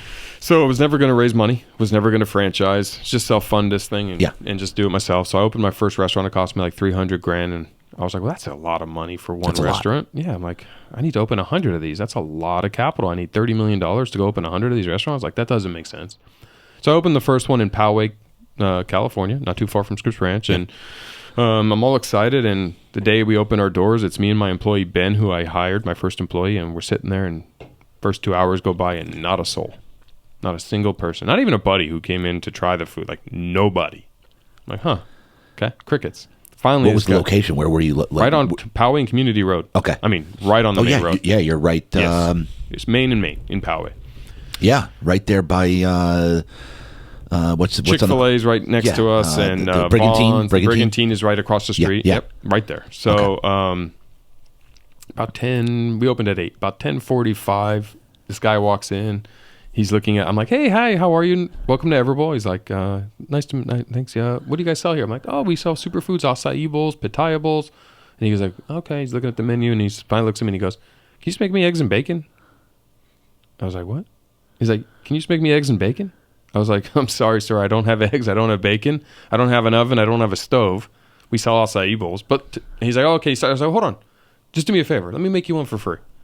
And he goes, what? I'm like, yeah, let me just make you one for free. You came in. Let me at least try it. If you don't like it, take one bite, throw it away. What do you care? He's like, okay. So I ended up doing that. He became a lifelong customer. He loved it. Loved it. And then we did what we called so I realized I had to give people free food. So great business model. Just give your shit away. So we did what we call friends and family. And I told my 8 employees to go tell all their friends and family free food at EverBowl tonight. And we had a line around the block. A couple hundred people showed up. The whole high school football team showed up. Everyone came in because it was free. Yeah. And we just gave away free food. And then business started to turn. Oh my now gosh. They've tried it. Once you've tried it, I don't have to get you to try it. If you like it, you'll come back. Yeah. And so that became our new store opening model. Every time we open a new store, we have a friends and family night. We give food to the community. And they come in, they try it, and hopefully they start coming back. And that's how we grew it. Is it because it was such a new concept that people weren't like... They didn't know what acai was. Yeah. They didn't know how to say it. Like A-C-A. Yeah, acai. Yeah, like Jimmy Fallon just had a tweet. It's like the shortest word ever for the most syllables. Yeah. You know? Yeah. Acai, and it's got 4 words. Four letters. Yeah. They didn't know what it was. It was different, right? It was not a trend yet. I mean, fast forward now, most people know what it is. Right. It's a lot easier. Now we have copycats everywhere, and we have to differentiate in a different way. But we have 60 open locations right now in 16 states across the country. We have 310 more coming that are sold. 310 more coming. And I know Drew Brees is one of them, right? Yeah, so Drew Brees actually owns 150 locations. He has 150? He started with 10, then bought up to 40-ish, then 80, and then he just recently picked up a bunch more and is now at 150 locations in 9 states. Yeah. And because Drew Brees is local. And you sports agent days, friends with friends with his agent. We tried to do business together for years, and then after COVID changed our model business, of course, but during that process. But when it started, I opened my first one. 6 months later, I opened my second one. And then 6 months after that, I opened 3 and 4, 1 month apart. So my first 12 and a half months, I had 4 stores. And were those yours self-funded? Yeah. Oh, yeah. Okay. So these are all self-funded. All self-funded. And then at what point did you figure, wait a minute, or did somebody say, hey, you should franchise this? Well, so franchising, no, I was never going to franchise. And why never? not? Because I think I know why, but I was afraid of winners and losers. I didn't want certain people to win, certain people to lose. I knew nothing about franchising. I was like, I'm just going to do this myself. And I was self-funding. And so this guy, Jake, a friend of mine's son, one of my best friend's sons, helped me build my first store. And I realized in order to build and scale, I needed to bring down the cost of building. And so being a serial entrepreneur, I was like, I'll just start my own construction company just to build out my own stores. And so, sorry to cut you off, but $300,000. Yep. That was because the build out was so expensive? Mm-hmm. Really? Why was the build out that expensive? Just because the kitchen and the way to make it? Kitchen, make it, commercial. You have to get, certain licensing. Not licensing, but you have to put in wet walls. You have to put in, bring in copper plumbing. You want to change the tile. You have your look and feel. You have to do, you have to, basically break down what was there before and rebuild what you need. Equipment. And just things cost money. And it was a little less than 300. It was like 285. And how was your negotiating with your landlords? Were you able to start getting most of it covered? No. No. Number one, I didn't even know that was a thing when I started. It took me like 3 leases before I realized, wait, they're going to give me money to open? TI. TI. I didn't know. I'd never owned a brick and mortar before. Yeah. So for me, this was all new. Tenant improvements, by the way. You get tenant improvement money up front, plus free rent on the back end, rent abatement. The catch, though, is they amortize that into the lease. Correct. So you are paying for it. You're just spreading it out over the life of the lease. Yeah. So you get a higher rent if you do those things, which might make sense if you don't have the upfront capital. Right. So exactly. Pros and cons. But I started my own construction company. So I hired Jake and said, hey, you're going to be the head of my company. It's called WeBuild, and we're going to build out EverBowls. And I was just like, I don't need to make money doing it. I just need to reduce the cost to open. So 285 became 250, became 220, became 175, became 150, became 120. Fast forward. And so after 4 stores, a local restaurateur, David Cohn, I met him and from Cohn Restaurant Group. And I had a bunch of smaller people, friends, like not big restaurant people. When I say smaller, I don't mean smaller. I just mean they don't own a big restaurant chain, want to make investments. And when David offered to invest, now I realized I was going to get some restaurant experience along with the money. And I was like, okay, I'm going to do a round now. So I put a bunch of checks together from people who were interested and raised my first tranche of cash after store 4. Opened up to 17 stores corporately in about just under 2 years or 2.5 years. And things were going wonderful. WeBuild was building them all. And then a big private equity firm out of Toronto called Saruya Private Equity knocked on my door, and they were looking at investing in one of my competitors, and they'd found us through the competitor due diligence. Excuse me. And he said, you should franchise this business. And I was like, I'm never franchising this business. And he's a big franchise private equity group. Yeah. And long story short, he ended up making a $3 million investment at a very nice $30 million valuation, way ahead of where we were back in 2018, started in 2016. And he told me when he gave me the check, he said, Jeff, I'm giving you this check because I know one day you're going to be smart enough to realize you should franchise this business. And when you do, I want to be part of it. Wow. So it was awesome. So gave us all the funding we needed. We ended up getting up to 28 corporate locations when COVID hit. So you didn't even franchise at that point? No. He still invested, said it, because I know eventually I'll be smart. This idiot will stop being dumb. He realized I don't have an ego when it comes to the right answer. Yeah. I'll be the dumbest guy in the room. I want to surround myself with great people, and I want to win. Whatever winning means, we'll do. And he realized I'd figure that out. And so between WeBuild and EverBowl, I had a third arm of the company called Unevolved Products, where I went down to Brazil in 2017, figured out supply chain, started importing my own superfoods, working with locals, really brought down my cost, had proprietary flavors and concepts inside the store, so I wasn't just a Me Too acai bowl shop. A lot of acai bowl shops just buy acai from a importer, and everyone's using the same stuff. Like think about hamburger joints all selling Coca-Cola as the drink. Right. We imported our own and have our own flavors and our own proprietary blends. So it's a differentiator. So I had these three legs of the stool, and March 18th happened of 2020. And that was the day COVID, and obviously at that moment, no one knew what was what. Like that was before politics got involved. That was before we had vaccines, or whether or not it was real, or where it came from, or anyone's opinion didn't matter at this moment. It was just like, oh my gosh, what is this? Yep. And shut down. You got to shut down. So March 18th, 2020, I laid off over 400 people and closed 28 stores. Toughest day of my professional career. Went home. Funny, I'll never forget that. I got goosebumps. I mean, I had 2 stores, but I'll never forget that date, March 18th, 2020, where I sat down with my guys right over there. Said, sorry, guys. That's it. Yeah. Till further notice. Yeah, till further notice. So how many stores did you close? 28. 28 stores on March 18th, 2020. Did you say to the landlords, hey, can you keep us around? We'll open up later. Or you just said, that's it. We didn't say anything to landlords. Brian, my chief development officer, Brian, came in and he said, Jeff, I don't think it's safe. I don't know if it's safe, but we have a lot of high school and college age workers. And for the sake of their health and safety and just our customers, since we don't know, let's just shut. We'll figure it out. I'm like, okay, like that's the call. We're going to call it. Tough decision, but made the call. Toughest day of your business career ever. For sure. Never had to lay off we did a 400. Yeah. I was in tears. I was like, I had investors. I had put this was a passion project. So this also means a lot. Like I don't fail, because fail is when you quit, right? Yes. I lose and I learn, but then I pick myself back up and I keep going. This was like, it's over. As far as I didn't know how long it was going to last. This could be, game changing. And so I felt terrible for all my employees. I felt terrible for all my investors. I felt terrible for my customers. I felt terrible for myself. It was just one of those terrible days. And so I do this thing called my 5-minute pity party. I think this is a mistake we make. We either are a victim for too long, or we don't address the emotion, and we just try to be tough guys or tough girls. And so I set an alarm on my phone for 5 minutes. And for 5 minutes, I scream, cry, curse, feel like a victim. The world's not fair, blah, blah, blah. But I let those emotions out, and I do it. And it's real, and it's raw. But once the alarm goes off, it's over. That's it. Back to business. I mean, you can cry forever, but eventually it's time to figure it out. So, and the analogy I use there is if I throw somebody in the lake in their clothes while they're on a boat, they're going to first come up and be like, what the hell just happened? But then they're going to start swimming. They're going to pick a direction, right? And swim. So, the alarm went off. The next day, a couple of my executives who weren't employed anymore were getting paid. I called them and said, hey, guys, let's all meet in the office. And most of them showed up. Some didn't. Fine. And what are we going to do now? What's next? And we realized we have 28 restaurants.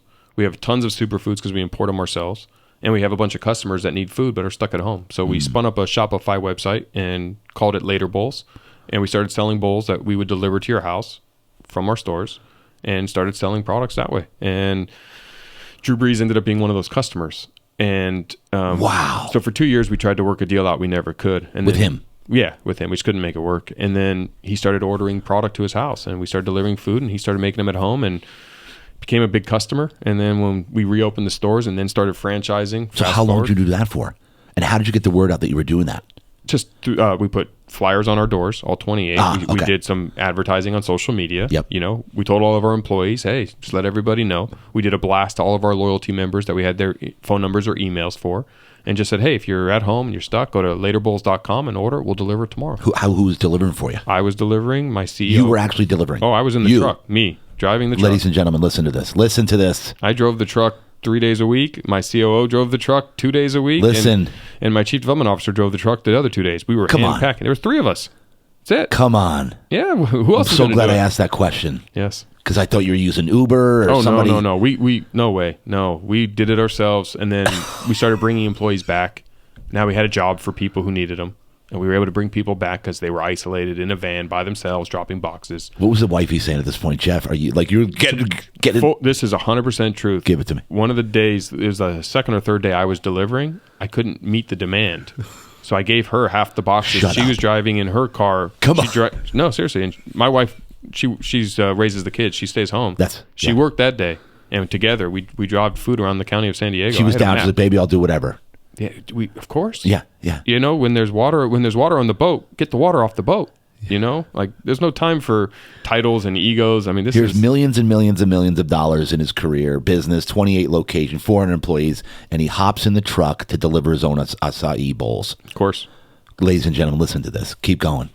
Yeah, so we did that, and then how long were you doing that before? Because we reopened all the stores May 1st. So March 18th to May 1st was just Later Bowls. Okay. In that process, I realized I had something here. Yes. And so I was like, you know what? Let me go on QVC.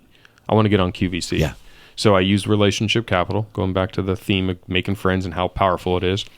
And I said, who do we know who's on QVC? So I reached out to one of my investors, Dan. I said, Dan, who can you introduce me to? And he said, I have somebody. He introduced me to them. From there, I got an introduction to a buyer at QVC. I shipped them product. It worked out well. We went on QVC, sold out in 7 minutes, made just over $1 million my first 7 minutes on QVC. Come on. Yeah, it was awesome. Ended up selling out all 17 times we've been on QVC. We were Plant-Based Product of the Year in 2021. So you're shipping all over the country now? All over the country, yes. Who was doing that? Like a FedEx? No. We had a company called Corky's out of it might have been Philadelphia. And they could get it there. We ship to them, they package it, and then they ship on behalf of buyers of QVC. Got it. Okay. Got it. Yeah. So QVC hooked you up with QVC, yeah, that's all through that. That's all through the program. You don't make a ton of money, but you get a lot of exposure. Yeah. Which is great. Yeah, every new customer is a Correct. lifelong customer. And so once we reopened on May 1st, we realized it was time to franchise. Now I got smart. And going back, think about it, COVID. As long as you didn't, because it's the best business model we've ever had, a real deal, sure. Private appointments. Yep. It's because you can either put your tail between your legs, which a lot of business owners did, and a lot of them were failing anyway. This is a good excuse for them to fold up shop, right? Let's be frank. Or you can reinvent. Well, one of my core values and business principles and success. And I wanted you to hold on, keep going. I wanted you before we get off here is to hit us with your 5 core values. Okay. So you're segueing perfectly. Give it to me. Well, you want all 5, or you want the one that? Give me the one. Change ready. And change ready. Yes, which means too often we get stuck in this is the way I do business, and we heard this back when the internet popped. Right. I don't do business on the internet. Okay, Blockbuster, but if you don't, okay, Blockbuster, you'll be out of business, right? Because the thing that is always happening is change. So if you're not ready to reinvent yourself and change your business on the fly when it's demanded, guess what? You lose. Yeah. And so being change ready means you always are prepared, no matter what you did yesterday. I'm never franchising. This is my business. I sell out of brick and mortar. One day later, I franchise and I sell out of off the internet and through QVC. It's just what had to happen. And so we went to franchising. We now build every store around the country through WeBuild. My WeBuild now does third-party stuff, so any brand that is looking to scale a repeatable concept. So now we work with Shaquille O'Neal and Big Chicken. We work with Drew Brees' Stretch Zones. We work with a handful of other smaller brands that are emerging concepts that are looking to scale. WeBuild builds them all for them. We build all the EverBowl, so all 310 franchises that are opening will be built by us. And our construction fabrication company is growing exponentially. Wow. The QVC play, we'll be launching 2 new products with QVC this year. We did in the EverBowl family. Correct, in the EverBowl family. So we have a partnership with them to launch new products, and we're a superfood company with them. We were Plant-Based Product of the Year with them in 21. Their big deal in January, which meant they bought like $4.5 million of our product just for the month. We did very high 7 figures on sales in QVC, and all that happened because COVID happened, because we were ready to follow those core values, right? Yeah. And so. In the 5 core values, my 5 principles, my success formulas, they're mine. You don't have to take them. Now, are these business or personal or both? It's life. These are your top 5? I think it's a formula for success, and right. success doesn't mean business. Success could be within relationships. Success can be in business. Success can be your health. This is what I use. You have your own. But number 1 is make friends. Number 2 is have fun. Because if you're not making friends and having fun, you're never going to really do anything important. Number 3 is take immediate, decisive action. When you make a decision, move. So often it's like, I want to do this. And then nothing happens. Right. Take immediate, decisive action. Number 4 is Kaizen. Get 1% better every day. I don't care if you suck. I'm launching my own podcast, The Jeff Fenster Show. Yeah. I've done hundreds of guest events like this where I'm a guest on a show. It's a lot different being on your side of the mic. Oh, yeah. And I've done, we've now recorded a handful of them. I'm getting better, but I suck. Yeah. And I'm going to get better, right? 1% every day, each interview, right? That's it. Whatever it is, it doesn't matter. And then make friends, have fun, immediate decisive action, immediate decisive action, Kaizen, and then the last one is change ready, which means when the moment requires, you make changes and you start over again. Boom. I'm starting over again. Yep. I'm now franchising. I'm going to make friends. I'm going to have fun. I'm going to take immediate decisive action. We're franchising. So I ended up selling all my corporate stores as franchises immediately because I had buyers. And we went from no franchise to 100% franchise in a span of 3.5 weeks. Wow. And then you Kaizen the process. 1% better every day. Were we good franchisors? No, but we're getting better every day. We set meaningful goals that we can hit on a daily basis, and we start to win stack. And by win stacking, that means you win every day, right? You start stacking wins. Give me some, like, it's so simple. Even the teeniest tiny thing where just I'll use it for working out because it's a good analogy. Yeah. And it's the one I always use. So if you heard this before, sorry. But I'm sitting on the couch, I'm out of shape, and I want to get in shape. And I want to run a 5K or a marathon. So I go out and I try to run 3 miles today, and I break my body, and I can't move for a week, and I quit. Okay, we've all done that. Right. What if today I make that goal? I want to run a 5K. Awesome. Today I put my gym clothes on and I watch Netflix. Can I do that? Yeah. Sure. I can look good watching Netflix today. How about tomorrow? I put on my gym clothes and before I watch Netflix, I walk or run to one mailbox. Can I do that? Yeah. Cool. Mission accomplished. The next day, can I put on my gym clothes and walk or run to 2 mailboxes? Yeah, I think I can do that. The next day, 3 mailboxes, 4 mailboxes, 5 mailboxes. Every day, 1 more mailbox. We're win stacking. Each day we've accomplished our goal. We got 1% better, and now we're building habits. Eventually, you're going to feel so good. You're like, I think I can go 2 mailboxes today. I feel so good. I'm going to go 10 mailboxes today. And then before you know it, 6 months, 3 months, a year goes by. You're now running 5Ks. You're in shape, and you accomplished your dream, and you're successful. Boom, success happened because you set micro goals and you Kaizened it, and you started win stacking your way to do it. It's just we start where, oh my God, I'm not in shape and I need to be. Or I'm starting a company, I need to be a millionaire tomorrow. You're not going to be. It's just too hard, right? So start in a way that allows you to get there. And we get there through repeatable processes. And I lean on my formulas. I mean, it's just the way I do it. Like, will I do something? I weigh what the opportunity is against those core values. Well, am I going to make friends with somebody? Am I going to have fun doing it? Can I take if I say yes, I'm going to take immediate decisive action. Yes, I'm in. No, I'm not in. Yes, I'm going to buy this thing or I'm going to invest in this thing. Like with Neil, I'm going to invest $150K. I'll write you the check. Period. Doesn't matter. Right? Yes, we're closing our doors March 18th, 2020. Immediate action. Then change. Yep. And those things work for me. And it's really worked across all the different companies I've started. It works well in relationships. It works well in health and wellness. Now you can make your own. Those are my core values. They work for me, but everyone should have their own. Everyone should have their blueprint, because when times are good, it's easy. But when you're under duress, that's where you fall back on whatever that is. And so when I don't know what to do, I go back to my core values, my success formula. And that's what it's all about for me. And I'm assuming your employees or everybody in your company knows the core values. So my company has 5 core values as well. Make friends and have fun are the first 2. Kaizen is one of them. Okay. But we instead of immediate decisive action with them, it's integrity, because that's very important in an employment environment. I need everybody to act with integrity. Yep. They don't all need to make immediate decisive action. That's for more the leadership. But yes, we have our core values. What are the other ones for the company? Still Kaizen. Okay, still. Okay. Oh, for sure. Yeah. And then instead of change ready, it's be remarkable. Be remarkable. Yes. That's right, because I remember that one. Yeah. So if you're going to do something, we don't need to be perfect, but we need to be remarkable. And in the process of trying to be the best version of yourself and remarkable, that's all I can ask. I love it. How about the family? Are the family aware of the? Oh yeah. Yeah. Yes, they roll their eyes because they're my kids. Of course. When Dad says things, it's just not the same. If you said it, it'd be like, oh my God, it was so profound. Oh yeah, this guy JD. He's so smart. Daddy, he's great. Dude, you should listen to JD, man. He nailed it. I'm like, yeah, I said the same thing to you only 1,000,000 times, but that's fine. Oh my God. I was a kid once and didn't listen to Mom and Dad, so. Oh, Jeff, this is, dude, I'm so fired up right now. Like to just, like my wheels the whole time you're speaking are starting businesses, connecting more with the people that I know in my life, how I'm going to connect people to you. Like my mind's going there this whole time. And I'm like, man, I guess I could connect him with this guy and this guy. It works, man. Yes. It works. Just make friends. It's amazing how amazing the world becomes and how many doors open. My friends joke and say Fenster luck. And I don't believe I'm more lucky or less lucky. Not at all. It's what you put your attention and intention to ends up being luck. And I just put a lot of rods in the water. Yeah. If I'm going to be on a boat fishing, I'm not showing up with 1 rod. Why? I'm showing up with 1,000 rods.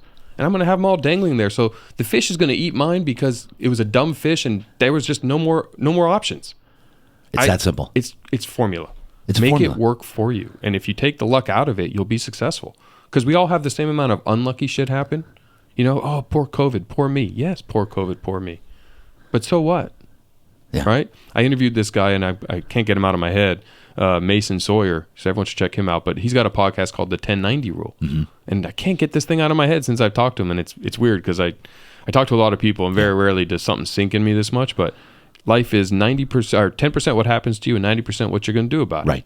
And that's what his whole show's about. We don't need to get into his story, but it's incredible. But it's so true. It's so true. It's so true. You know, like, don't be a victim. And if you did have something bad happen to you, give the emotion the moment it needs. Just don't let it linger. Like, if 5 minutes isn't enough, do an hour, do a day. But don't do weeks, months, and years. Because so often we stay a victim for too long. And you can't get ahead if you're still stuck yesterday. The problem is our society, the way it's all set up, programming, media, it's all inhibiting victimhood. Oh, for sure. And all of it. And people think it's hard. Change is hard. Oh, I can't do that. It's hard. You know what? Choose your hard. Choose your hard. Because living the life you don't want is hard. Really hard. And that's forever. Yeah. And I'd rather try and fail 100 times to get what I do want than to never have a chance to do what I want because it's too hard. Choose your hard.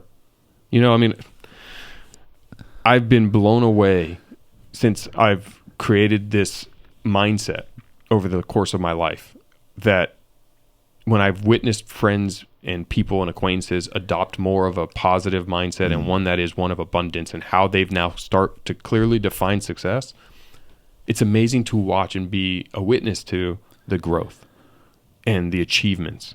And all of a sudden it's like, no, you know, the difference between the successful and unsuccessful is not talent. It's not skill. It's not luck. It's just the daily habits. It's how they approach those issues. It's what they think about on a daily basis. And so if you're listening to this and you're like, shit, I need to be successful, clearly define a core value system for yourself. Yeah, that says start there. A success formula, something that you believe you can do. And if you don't have one, use mine until you make yours own. Make yours up. I don't care. Doesn't matter to me. Start there, right? Start there. One of my top ones, faith. That's one of my top ones. Absolutely. And faith. That's a huge one. Huge. Especially in entrepreneurship. 100%. It's all faith. It's all faith. It's literally all faith. Yes. It's the scene from Indiana Jones when he's walking off and you can't see the bridge and you just have to take the step. Yes. And you have to hope that it's going to be there. Hope that it's going to be there once your foot comes down. Correct. Our whole thing is faith. Yes. Everything. Yeah. Start there, right? Start there. And then your surroundings. Change who you're surrounding yourself with. Yeah. And the way you do that is by making friends. That's right. It starts with success formula rule 1, core value 1, make friends. You're going to be in the world today. When you're in the grocery store or you're at the restaurant, test yourself. Make a conversation with the person behind the register for 10 seconds. 10 seconds. Find one, and what do I say? And I teach this on my course. Again, reach out to me. I'll give it to you for free. Costs you no money here. Or you can buy my book in a couple months, which is fine too. Yes, please. But find something about them. Everyone's wearing a watch, a piece of jewelry, has a hoodie or a sweatshirt or a hat on, some cool shoes. Oh my God, those are cool shoes. Where'd you get them? I love your watch. What kind of watch is that? If they have a kid, ask them about their kid. Everyone loves talking about their kids. Right? Hey, that's an awesome necklace. Where did you pick that up? What does that mean to you, that tattoo? Find something about them. Identify a point about the human being in front of you and ask them about themselves. This is great. And from that one little conversation, they will say something, and then that's it. And do that. That's your 1% today. That's it. And start doing it with everybody you meet. And before long, people are like, dude, that guy's really cool, or that girl's really cool. Hey, Jeff. Every time you go to that restaurant, how are you? I'm great. How are you? Bob, Bill, Sally, Tim, doesn't matter, right? And then who you surround yourself with starts to grow. And then all of a sudden, it's like, hey, I'm going to this entrepreneurship event, Jeff. Do you want to come? Who's there? I don't know. I don't care. Cool. I'm in. Yeah. I show up. Now I get to meet entrepreneurs, right? Hey, I loved hearing you speak at this thing. You should come speak at this thing. Sure. That's how we met. You heard me speak. You invited me to come to your podcast. I get to come. I got to go into your facility. Now I know where to get my bed. Yeah. Right? I'm not leaving without a pillow. Oh, yeah. You know? There we go. Hey. So it's all about that. We could literally do a whole podcast on this topic and sit here and swap stories of how you and I met. Yeah. So I went with Colin. I was sitting next to Colin. You were his guest at, no, it was first when we saw you Pathfinder speaking. But we didn't meet. No. I saw you speaking at Pathfinder. Yep. And are you at that point? You, by the way, you were already. I said, okay, he's on my list. You went on my list, so he's coming on the podcast. And then when I sat next to you at Twisted, you were with Colin. Yes. He invited me as a guest and your daughter was correct dancing. That's right. And I was sitting next to Colin. So I had we didn't plan that, by the way. I had front row seats, and I texted, where are you sitting? And we happened to be sitting right next to each other. That's right. No such thing as a coincidence, right? Correct. God has a plan. And then when I saw you, I'm like, ooh, there it is. Now he's coming on the podcast. I said that because I knew it was going to happen. Sure. But I thought, okay, how's it going to happen? And then Colin, boom, bing, reached out, and now here we are. Yep. Jeff, I would love to keep going, but I know you're on the clock and you got to roll. Are you good over there, Jerry? Yeah. Jerry? Okay. So you got to roll, right? Yes, sir. Sorry. Okay, so it's okay. Normally I'd want to keep firing away here. We'll have to do a version 2 at some point. We'll do a 2.0. 2.0. And then I'll come on yours if you'll have me. Of course. It's weird for me to be interviewed, by the way. Oh, you're I've going to love it. I've been on a few so far, Yep. 3 or 4 at this point, because since I've done this, people want me on theirs. So it's interesting to be on the other side. Sure. I love this side. I'm learning your side. Yeah, this side I'm comfortable. Yeah, well, you're genuinely the bottom line is the way that you carry your life. When you meet people, you just do it on a microphone now. That's what you're doing. Yes. And just getting in, digging in, finding out about them. You're already, that's what you do. It's in you. Now it's just a matter of realizing, okay, I've got a headset, I've got a mic, I'm being filmed. So it's kind of weird at first. Yeah, it is. Because normally you're used to doing it just out. I find when I'm on your side, I end up being a listener. Like I'm engaged and I'm listening, and I'm like, oh my God, I got to ask questions. Yeah. Like I'm waiting for someone else to ask the question because I'm just interested. Like I'm like listening to this person talk. I'm like, that's so fascinating, And then I'm like, oh wait, I got to ask another question. I have to run this thing. Yeah. Oh, that's great, dude. I'll get over that. Jeff, I can't thank you enough. It's been an absolute honor. I can't even begin to tell you how motivated and I'm already motivated, but how fired up you just made me about just where we're going next with our business. We're launching our online company, the people that we're connected with. Some reason I'm just telling you right now, I know that you and I'm telling you right now, we're going to do something together in the future. I don't know what it is, but I know that it's going to happen. I can feel it. So something happened there, or something you said tonight, and I said, we're going to be doing something. I'm gonna bring you so much value that you're gonna say, all right, JD, you're gonna throw me a bone. We'll race to see who does what first. Nice. Jeff Fenster, ladies and gentlemen, we're gonna put up all his credentials on his bio, where you can contact him, find his book, follow his podcast. Jeff, can't thank you enough, bro. Real Deal Talk. That's a wrap. Outstanding, bro. Appreciate it.